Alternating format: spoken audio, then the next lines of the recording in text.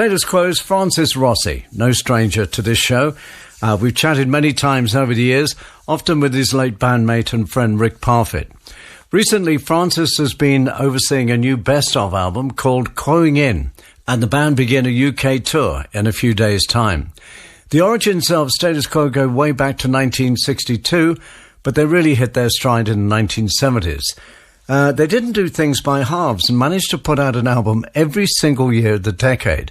And when you combine that with all the tours and writing the material, that's quite a work ethic. Francis, how on earth did you get so much done? I don't know. When you look at it like that, you think, well, it surely wasn't possible. But I think we made Pile Driver when we did that in 3 weeks. And so the songs would be routine and such. You know, we got more and more spoiled, all of us, as time had gone by. And then we're more spoiled now because we have computers and stuff so that you can mess things around with. The young people can do all sorts of stuff. But you were young, we were all going somewhere. The entire business was burgeoning and everyone's very up on it. And no one was blasé about it. And it hadn't got as far as it's gotten now. So to make another album, you went in and did it, and 2 or 3 weeks, and out you came. And we went in, you know, at 11 o'clock in the morning, came out at midnight. But yeah, that's how it was then. Everyone seemed to do that. There was that time in the 1970s when Status Quo are this pop band wearing all these brightly colourful clothes and going on top of the pops.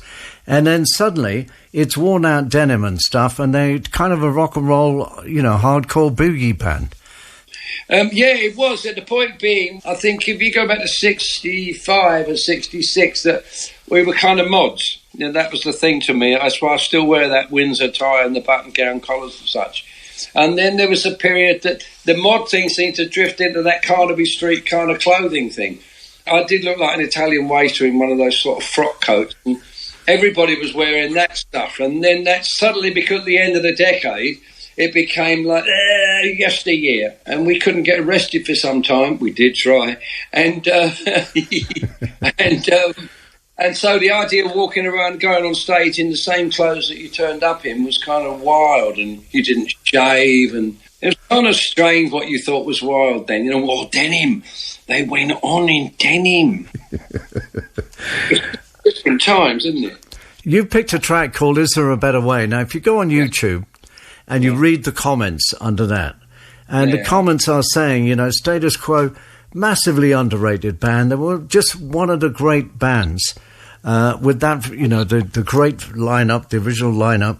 It goes with the time, though. There was something going on at that time. And the band, which kind of weren't necessarily progressive, but within the rearrangements and the songs, and, you know, with Is There a Better Way and Slow Train and 4,500 Times and those protracted tunes, you just did that stuff, and it became, I don't think we're, no, I can't say under it. The Status Quo fans obviously feel that way about them. But like with every act, and if you're not a fan, you're just kind of, I don't know who they are, I don't much like them. Whoever it is, it's just we get focused on certain acts. But there's undoubtedly that decade, and possibly the next decade, was a very important time in music, and it just can't be there now. As much as you and I would love it to be like that, it probably can't be because, you know, you've opened the box now. It's a bit too late. We've seen it all. And a great track called Is There a Better Way from the album Blue for You that came out in 1976, and a song written by Alan Lancaster and my guest on Sounds of the 70s this afternoon. And Francis, what do you remember about writing that song? Well, I just moved into the area that I'm still in now, and he was in Causden, just round the corner. We was going to writing day, and I wasn't much looking forward to it. And him and I had a very good, we wrote a few things on that album which were quite interesting, that song being probably the most interesting. The solo goes into a very much a 3/4 sort of waltzy kind of thing. And that's where I think if we dare use that word progressive, we progressed within what we were doing and in the arrangements. And everything out there got faster. And so you needed, and the same with selling records, you needed X amount of time, get it in there and get it as commercial as possible. And it seemed to drift away from protracted arrangements and such. I think a lot of it went that way. And then later on we moved into New Romantics, and that completely changed the thing. And we became anachronous to the, you were just passé again. And I think that happens to a lot of older bands. Every decade or so you become passé and you try and hang on to the latest sound or the latest whatever people are wearing. Now, you mentioned complex arrangements. We could bring ELO in there in a song that you've selected called Stepping Out. Oh, yeah, do that. If ever I was close to a hero, I met him when I was 15 or 16. We used to see him a lot as I had a race, and I've had nights out with him in Birmingham and such. But he's the most delightful man, very humble man, and far too talented for his own good as far as I'm concerned. I sort of hate him and love him at the same time. And Stepping Out. And I guess Francis Rossi talking of spending some time with Jeff Lynne. It's interesting you say kind of love him and hate him, because those days it was very competitive, wasn't it? It was, but we were very friendly. You know, I said in probably 66 or 67, we were doing circuits and you were doing doubles. He'd be coming outside, have a few minutes chat, and then you'd see him next week somewhere else in various bands like that. But even that's still that period where it was friendly. You were kind of muckers. And then it became far more serious or cutthroat, I suppose. But it was logical it was going to do that. Everything has to, you have to get more out of it, be more serious and more competitive with each other. The idea when you're on a bill is you make it as hard as possible for the next guy to follow you, whatever you can do to get out of that audience. And if you could stay on longer, you would. That's how it came about. Whereas in the 60s, and those package tours with Gene Pitney and such, you're all just friends together, you did your stint and you came off. But it got far more serious, which I think is good. I don't know. Well, I mean, you know, nostalgia is a wonderful thing. Because I remember going to see those package tours and everybody kind of did their 15 minutes. That's it. And then I remember the boss of Atlantic Records in the UK was saying to the Stax people and Atlantic people in America, listen, if we really want to launch this music over here, everybody's got to come out of the studio and come on tour. And Booker T and the MGs were a band that never used to go out and do gigs.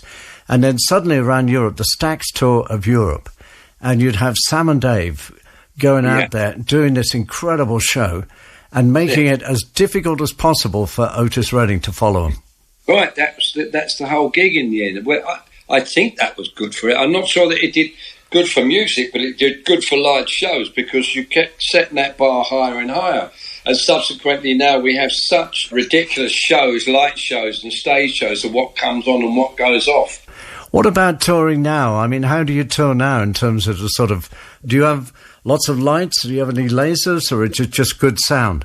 You have to have some kind of light show. I remember the competition between us and Queen, and it was healthy competition at the time, to see who had the most lamps on stage, and they were Parkans at the time.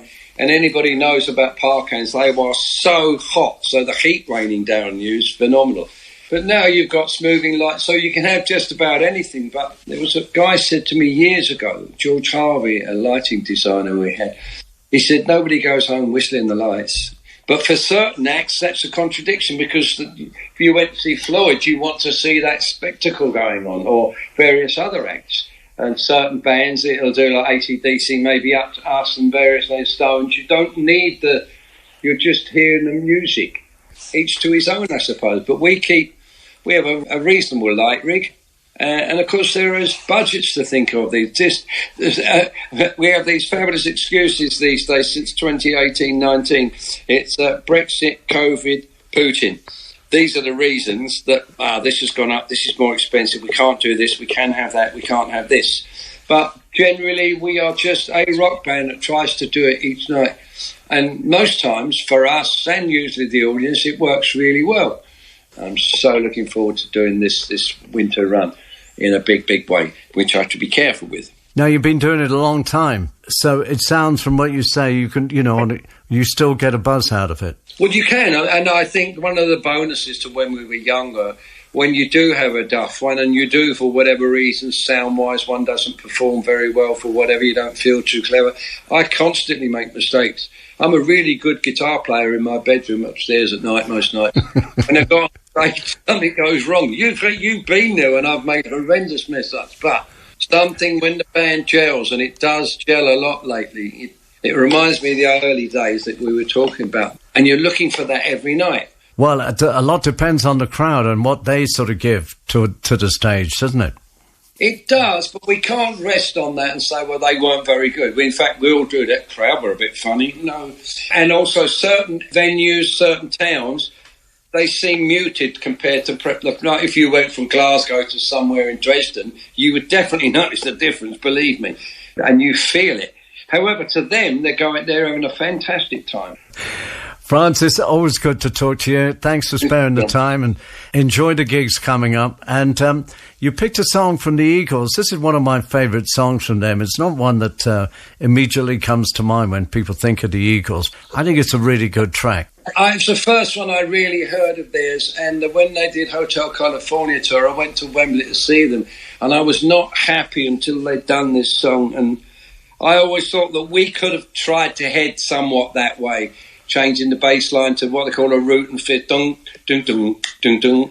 But we obviously weren't that good. This is a brilliant, brilliant song. You going to announce it, or am I? Oh, you can. Now, this is the Eagles with Already Gone. Yeah. Brilliant, Francis. Thank you so much. Thank you, Johnny.